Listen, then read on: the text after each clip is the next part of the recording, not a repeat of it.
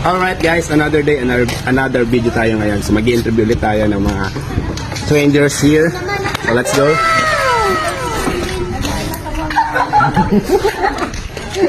Galingan na. Tumatakbo.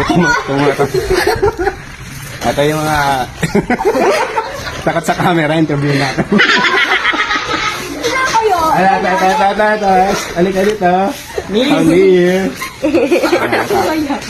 Meron lang kaming tanong. Pag nasagot mo, meron kang consolation prizes, 100, consolation, hindi. Premium na 100 pesos. At may kasamang diatabs. Ito yung tanong. Ready ka na ba?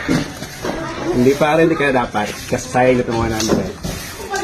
The question is, kung ang Tagalog ng sun ay araw, at kung ang Tagalog naman ng moon ay buwan, ano naman ang Tagalog ng between? 5, 4, 3, 2, 1.